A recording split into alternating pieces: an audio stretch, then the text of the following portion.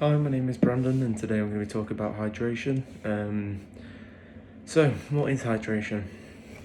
Hydration is the process in which the body absorbs fluids to give the body energy. This allows the body to perform optimal performance. Water intake is the most common intake of fluids. Fluids allow the body to to function. Without fluids, the body would simply just be continuously fatigued, and therefore meaning that the body does need to stay hydrated if it wants to perform. An athlete, it's important that they know this because they need to be able to stay hydrated and understand when they are becoming dehydrated, as they are constantly putting the body under high intensity pressure and stress from the sports that they do. When the players do perform, they sweat, they urinate from all the fluids that they're consuming. This all loses electrolytes that are in the body, and without the electrolytes, the body has no energy source. So it, again, doesn't allow the body to function to its proper standard. Majority of the body is actually, in fact, taken up by water. 50 to 60% of the body's mass is water, and the water level can depend on different things. One of the things being that fat tissue holds a lot less water than muscle tissue actually does. So that can have an effect on the water level in the body. Next thing I'm going to be talking about is dehydration. Dehydration is the process when the body does not have enough water in it. It's the complete opposite of hydration. And when the body doesn't drink enough fluids over a period of time, the body ends up having serious side effects. These side effects can be like nausea, sickness, fatigued, tired. So when they do it, when athletes are performing, they need to understand this process and know that they need to stay hydrated, and that if they aren't, they won't be able to perform at their best, which means if they're not performing at the best, then they're not going to get the best out of themselves, and it'll probably end up mentally making them not feel like they're doing the best that they can. When the body loses mass, as fat tissue and muscle tissue both contain water, it also loses water. So that needs to be replenished, and to do this, you need to consume lots of fluids all the time. Athletes can use things such as sports drinks. There's gels that allow you to kind of stay hydrated in a way. If an athlete cannot recognise the symptoms, it can lead to fatal things such as death, as they might be dehydrated and can lead to the worst case scenario. So they need to be able to recognise and act on the symptoms. Hyperhydration and hypohydration. What are they? Hyperhydration is a process in which scientists do not know everything about. It's a state of hydration which is normally higher, which has an abnormal amount of water higher than what it normally does. When the body comes under stress from exercise, the hyperhydrated state will cause the body to increase thermoregulation.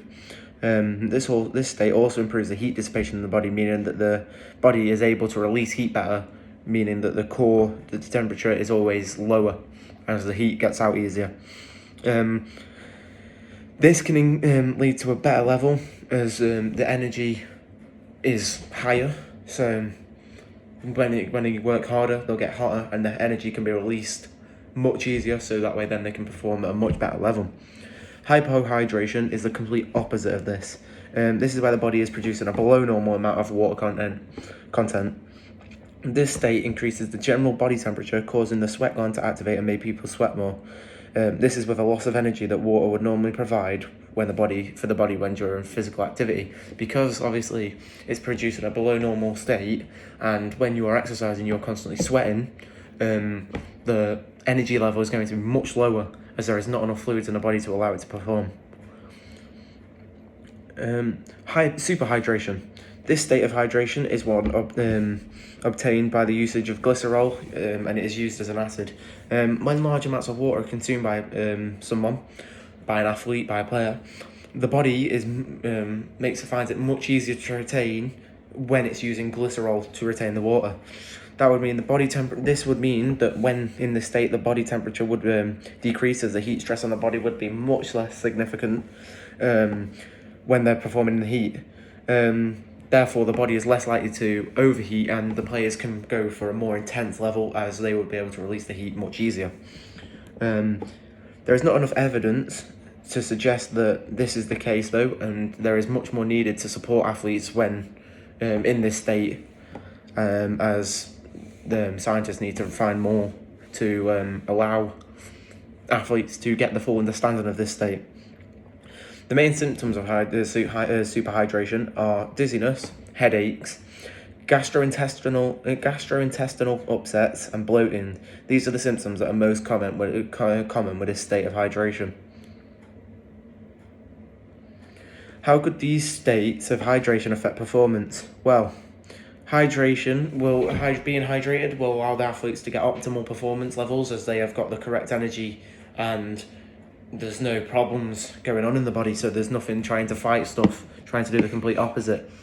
Dehydrated, this would mean that they would have a really poor performance, as they would be fatigued, tired, and they'd probably feel ill.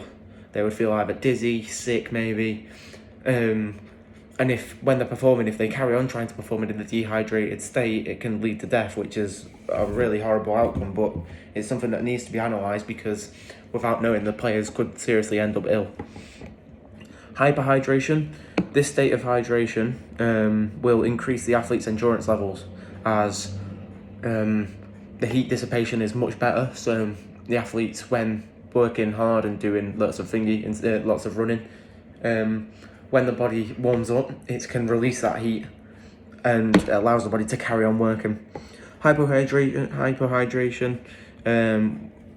quite bad, as the state means they're more likely to become hydrated.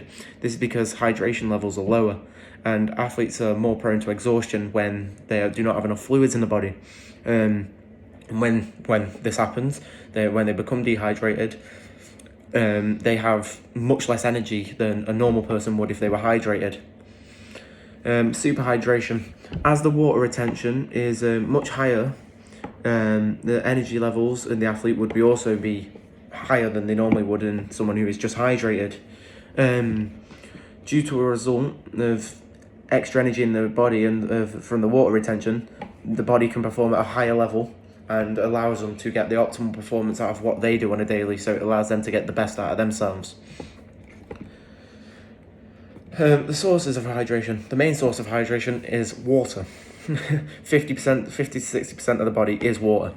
It allows the body to work, and without water, like I said, the body would be fatigued. There's not much more to say on this, other than there's loads of drinks, but the best one for athletes is water. And in other cases, sports drinks, there's different ones. There's isotonic, hypertonic, and hypotonic. These are all different sports drinks that athletes should and could use as an opposition to water. The importance of electrolytes. Electrolytes are salts that can be found in the human blood. They are calcium, potassium, and sodium salts. These provide much needed energy to the body and the muscles when the water does not, because the water does not have these electrolytes in them, meaning that the water just fuels up the body. It needs energy source to go in. So electrolytes provide that the muscles with the energy that it needs. Water doesn't contain electrolytes, which is the reason there are sports drinks. As the sports drinks, isotonic, hypertonic, and hypotonic all contain electrolytes that the body needs. When the body has enough electrolytes, it means it can perform at the optimal level. Without, it will not allow, and these need to be replenished, so the sports drinks are the safest option for this. The sports drinks are isotonic. This is one that contains glucose, the same amount of concentration that's in the blood, and water. This allows sugar to be absorbed into the body to help with athletic success, meaning that the body will have more energy to burn. There are 4 to 8% or 8 grams of glucose in these per 100 milliliters of water. They contain sodium, which allows it for easy absorption of the nutrients in the body. They are beneficial to staying hydrated as they act like water. They can also be drunk prior to activity to give a boost before starting. Hypertonic. These are drinks which contain 8% carbohydrates. These are a slow release in energy which the body can take from eating food, but hypertonic does it in like a form that can be taken down as a fluid kind of substance. It is recommended to be taken with other sports drinks as they do not replenish hydration, but they do provide the electrolytes that the body does need. They are better taken during the recovery phase of an athlete's game, so after the game, maybe 2 hours after, as it allows for the body to heal properly. Hypotonic. These are a low carbohydrate fluid and diluted more than hypotonic and isotonic sports drinks. The carbohydrate percentage is below 4%. They are easily tolerated and ingested by the body. For non-endurance exercises, they are more preferred to water.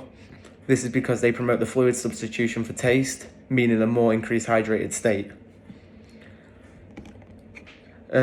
What is the relationship between hydration and sports performance? Well, the relationship between the two is that the frequency, intensity, duration, and all have an effect on the hydration of the athlete. The more fluids are needed if the intensity, the duration is higher intensity and longer duration means that the athlete is going to need more fluids into the body as they are using more fluids as energy. The frequency also, as an athlete does more sessions in a day than a normal person would, they would have to consume a lot more fluids to stay hydrated as they are sweating away the electrolytes. When they are sweating, they lose all the electrolytes, which means that they need to be replenished, and to do so, you need to consume sports drinks. They are a perfect example of what you need to consume when running out of electrolytes and when the body needs that top up. That's why they are they're a very useful contribution. They replenish the electrolytes the body loses from the intensity, duration, and frequency of the exercise. The sports drinks provide not just fluid to keep the body hydrated, but energy and replacement for optimal performance. Fluid intake. Pre-event, an athlete should stay well hydrated and consume lots of water before the game. They should try techniques before to substitute fluids that run smoothly, and they are recommended 300 to 500 milliliters every 10 to 15 minutes so that they can retain the fluids and gain enough energy and hydration to perform at their best. During event, cold drinks, which are still and recommended to be consumed during the exercise. This is to speed up the fluid replacement process.